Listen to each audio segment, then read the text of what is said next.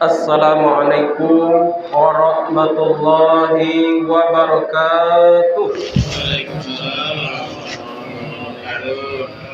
Alhamdulillah, Rabbil alamin, wassalatu wassalamu ala asyrafil anbiya'i wal mursalin wa ala alihi wa sahbihi ajmain, amma ba'du.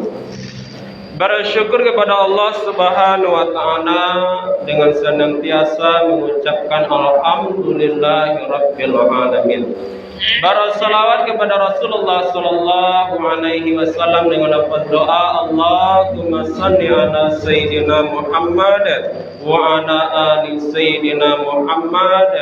Yang saya hormati pengurus musala, kemudian bapak-bapak, ibu-ibu jamaah Arafah yang insyaallah dirahmati dan dimuliakan oleh Allah Subhanahu wa taala. Amin ya rabbal alamin.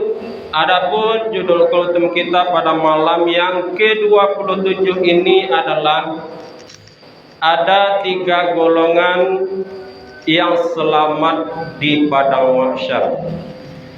Sedikit akan dijelaskan kondisi padang mahsyar.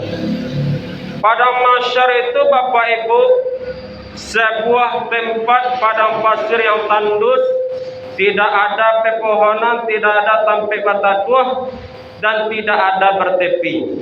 Terbentang luas, di sanalah tempat berkumpul seluruh manusia, mulai dari Nabi Adam sampai manusia terakhir diciptakan. Seluruhnya berkumpul Bapak Ibu. Dan pada saat itu seluruh manusia tanpa pakaian, telanjang bulat.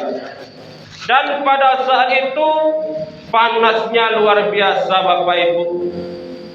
Ada sebuah riwayat mengatakan dake kapalo dengan matahari itu dengan jarak 1 mil. 1 mil itu adalah 1,5 kilo. Dake matahari dari kepala awak. Sedangkan di bumi saja Pak Bu, jarak matahari dengan bumi itu 150 juta kilometer. Tapi anginnya luar biasa. Iko di padang mahsyar ko Pak Bu, jarak antara matahari dengan kepala awak 1,5 kilo. Ada juga mengatakan jarak antara matahari dengan kepala awak sejangka. Anginnya luar biasa. Pada saat itu manusia resah gelisah. Mereka kehausan, saking hausnya terpisah kepala dari badan.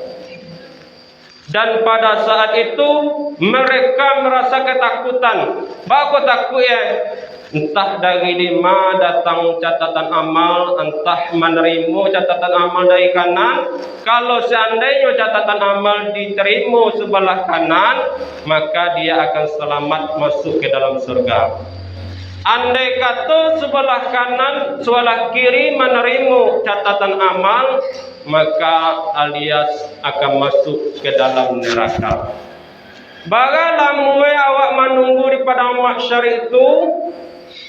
Kata Nabi 50.000 tahun menunggu dihisab. Allah Subhanahu wa taala berfirman di dalam Al-Qur'an yang artinya Allah akan membagi umat manusia itu dalam 20 kelompok. Dijelaskan oleh Nabi 10 kelompok yang akan celaka. 10 kelompok lagi adalah yang selamat di padang mahsyar. Dijelaskan oleh Nabi yang 10 itu, di antara yang 10 itu di dalam hadis Nabi riwayat Bukhari Muslim ada 7 golongan manusia yang dinaungi oleh Allah Subhanahu wa taala.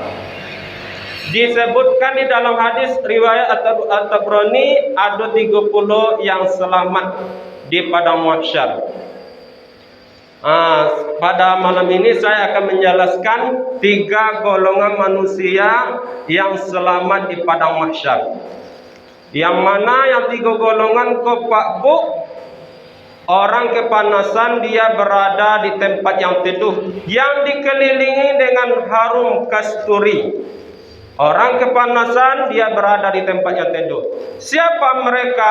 Yang pertama adalah orang yang membaca Al-Quran karena Allah Subhanahu wa ta'ala. Kalau Bapak Ibu bertanya, apakah amalan yang menyelamatkan kita di dalam padang mahsyar yang panasnya luar biasa itu? Ada jawabannya adalah Al-Quran.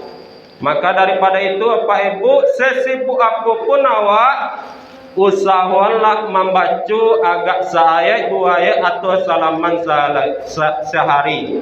Maka membaca Al-Quran itu Pak Bu adalah amalan yang bisa menyelamatkan awak dari dahsyatnya padang mahsyar.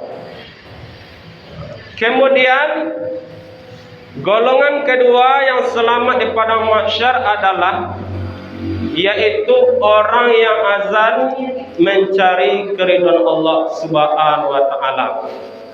Orang yang azan nanti tempatnya spesial di dalam padang mahsyar. Dia berada di tempat yang teduh, dikelilingi oleh harum kasturi.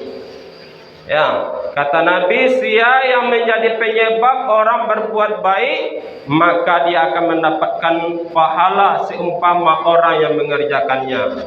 Bapak Ibu yang sholat kini gua sholat isya karena memenuhi panggilan azan, panggilan Allah, maka pahalanya akan dapat oleh orang yang mengumandangkan azan tanpa mengurangi pahala Bapak Ibu.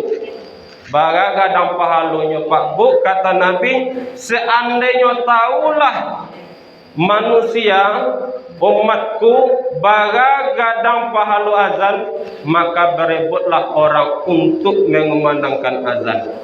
Jadi orang yang selamat di padang mahsyar nanti yaitu orang yang azan karena mengharapkan keridhaan Allah Subhanahu wa ta'ala.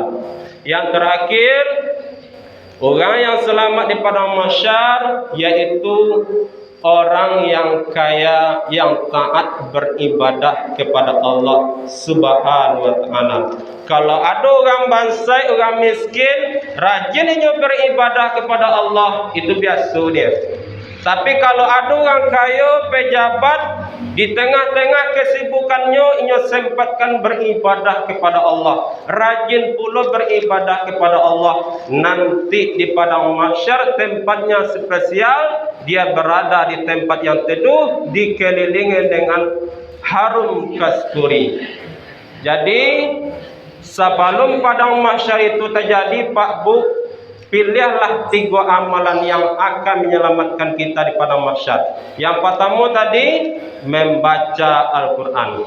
Yang kedua azan di masjid kalau laki-laki yang Islam. Yang ketiga orang yang kaya yang rajin beribadah kepada Allah Subhanahu wa ta'ala. Keutamaan salat tarawih kita pada malam yang ke-27 ini, nanti dia akan melewati jembatan Shiratal Mustaqim yang tajamnya luar biasa. Shiratal Mustaqim itu Pak Bu, rambut dibelah 7. Itu teh yang awak tampuh besok ketika melewati jembatan Sirat.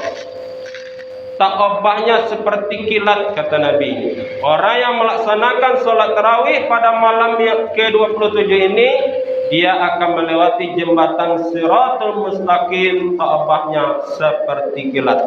Sebantanya lah sampai ke dalam surga. Mudah-mudahan fadilah itu bisa kita dapatkan. Amin ya rabbal alamin. Assalamualaikum warahmatullahi wabarakatuh.